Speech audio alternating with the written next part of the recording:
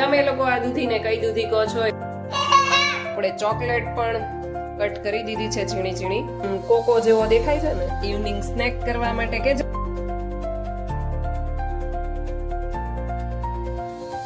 Hello friends, very good morning, જય Shri Krishna and જય Swaminarayan. I hope કે તમે બધા મજામાં જશો. Welcome back to my channel. આજે તો સવારમાં હું અને જક્ષુ બંને હળદરવાળું પાણી પીવાનું વિચારીએ છીએ ગરમ ગરમ, કારણ કે હજુ ગળામાં મતલબ શરદી સારી નથી થતી. દવા લઈ લીધી છે છતાં પણ, એટલે હવે દેશી નુસ્ખા શરૂ કરીએ. હળદરવાળું દૂધ પીવું જોઈએ એવું ઘણા લોકો કહેતા હોય છે, પરંતુ હળદરવાળા દૂધથી કફ થાય છે એવું મને લાગે છે. એટલે હું જનરલી હળદરવાળું ગરમ પાણી પીવાનું પ્રેફર કરું છું, જરાક સોલ્ટ નાખીને. તો ચાલો હવે અત્યારે સવારમાં એ પી લઈએ. એની પછી આપણે આગળ બ્રેકફાસ્ટ કરીશું. બપોરે હું વિચારી રહી છું કે મિક્સ શાક કરી નાખું, તો એના માટે મેં બધી વસ્તુ લઈ લીધી છે. આના અંદર છે મેથી, તો મેથીની ગોળીઓ પણ કરીશું કદાચ. અને સાંજે ટિફિન માટે આપણે બનાવવાના છીએ દૂધીનું શાક, તો સરસ મજાની તોમડી દૂધી પણ લઈ લીધી છે. તમે લોકો આ દૂધીને કઈ દૂધી કહો છો એ મને કોમેન્ટ કરીને જરૂરથી કહેજો. અમે લોકો તો એને તુમડી દૂધી કહીએ છીએ. હવે એ તો મને નથી ખબર કે એવું નામ કેમ પડ્યું છે, પરંતુ બધા એવું કહે છે. દૂધી સુધારી નાખી છે, તો ચાલો હવે એને વઘારી લઈએ, એટલે દૂધીનું શાક બનાવી નાખીએ. આ જો મેથીને 15 દિવસ થઈ ગયા છે, પરંતુ ગામડાની મેથી છે, ઓર્ગેનિક મેથીનો, અને આપણે જે માર્કેટમાંથી મેથી લાવીએ એનો ફરક જુઓ. બાકીની મેથી હોય ને એ પીળી પડી જાય છે ને ખરાબ થઈ જાય છે, અને 15 દિવસ થઈ ગયા તોય હજુ એવી ને એવી જ છે, સરસ મજાની તાજી. ઊંધિયું બનાવીએ તો એ ગોળી વગર અધૂરું જ છે, એટલે ગોળી બનાવી લીધી છે. અહીંયા અડધી ગોળીઓ તળાઈ ગઈ છે ને બાકીની અત્યારે તળાઈ રહી છે. પછી આપણે શાક વઘારીશું. પહેલા એ જ તેલની અંદર આપણે ગોળીઓ તળી લીધી છે. જક્ષન શું ખાવાનું છે? શાક ખાવું છે? રોટી? આ જો તારા માટે ગોળીઓ રાખી જક્ષુ. જો ઊંધિયું, રોટી ને છાસ ખાવું છે ને? ખાવું છે? હું છાસ આપું હમણાં. રોટી સબ્જી ખાવી ને?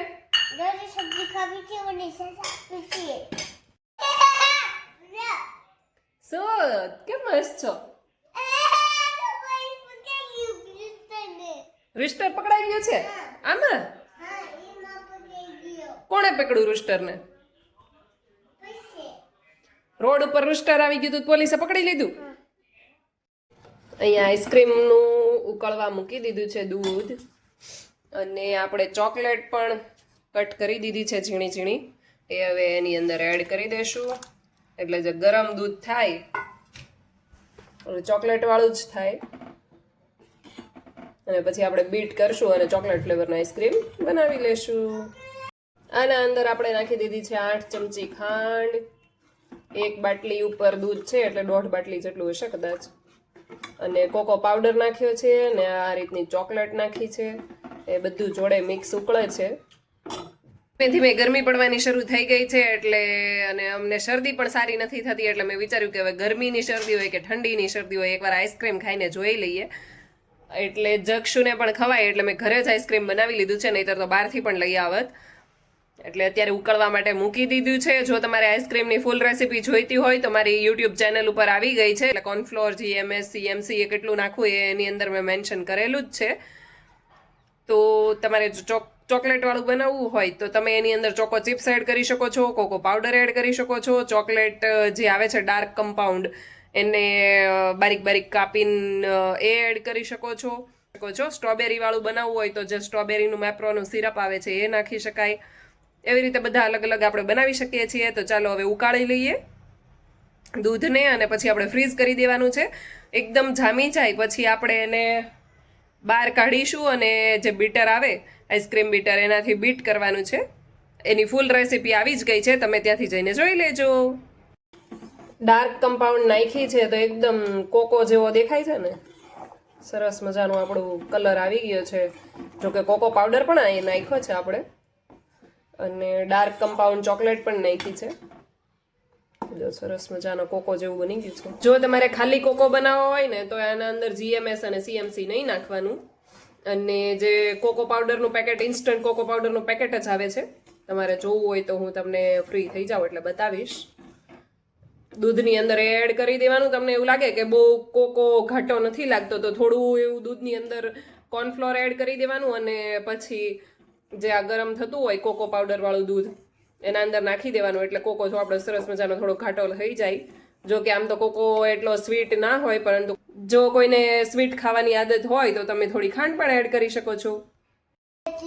જે હોય એ ખાવું હોય. આ ક્યાંથી લઈ આવ્યો તું?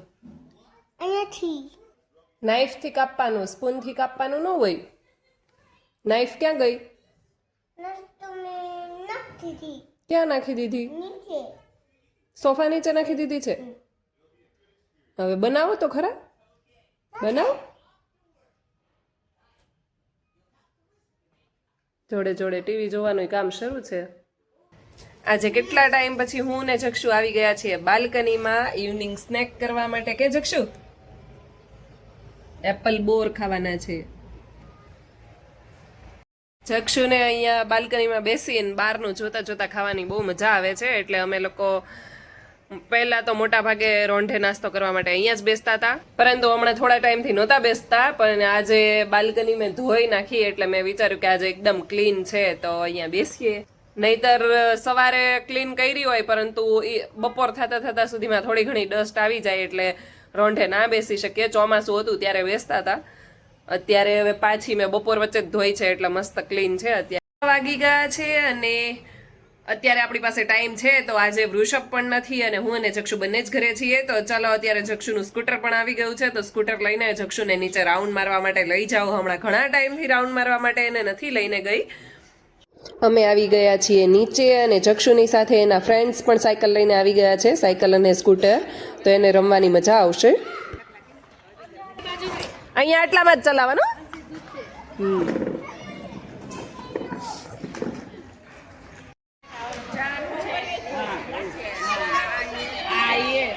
હમણાં આવશે. આજે ઘણા ટાઈમ પછી અમારા બિલ્ડિંગની નીચે સિનિયર સિટીઝનનું ગ્રુપ બેસી ગયું છે તો અમે લોકો અહીંયા જ બેસી ગયા. અધરવાઇઝ હું ગાર્ડનમાં લઈ જવાનું વિચારતી હતી જક્ષુને. તો ચાલો સાંજ પડી ગઈ છે અને હવે જઈએ ઘરે પાછા.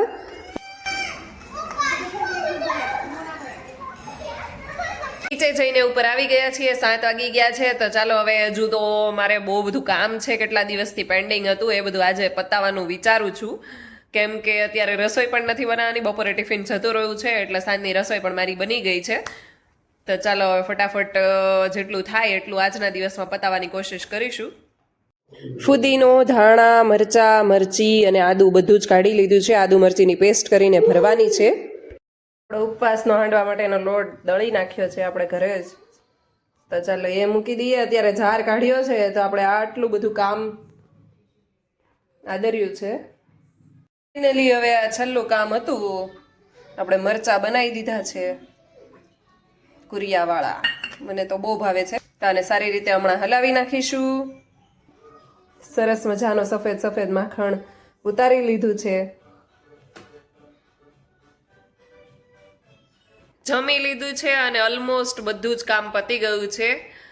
હજુ 2 કામ બાકી છે. બપોરે આપણે જે દૂધ ગરમ કર્યું હતું આઈસ્ક્રીમ માટેનું એને હજુ બીટ કરવાનું છે અને હજુ થોડા ઘઉં બાકી હતા સાફ કરવાના, એને સાફ કરવાના છે.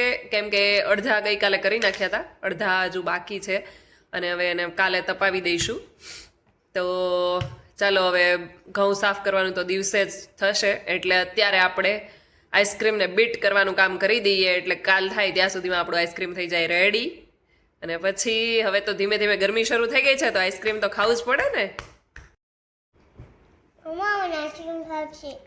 આઈસ્ક્રીમ ખાવું છે?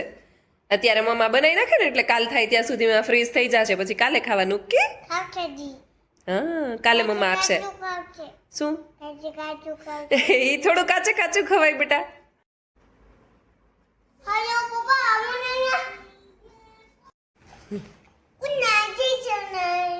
આજ માટે બસ આટલું જ. કાલે મળીએ ફરી એક નવા વ્લોગની સાથે. ત્યાં સુધી ગુડ નાઇટ, જય શ્રી કૃષ્ણ એન્ડ જય સ્વામિનારાયણ. જો તમે મારી ચેનલ ઉપર નવા હોય તો નીચે ઘંટડીનું જે આઇકન છે એ દબાવવાનું ભૂલતા નહીં. સબસ્ક્રાઇબ જરૂરથી કરી દેજો. Thank you for watching.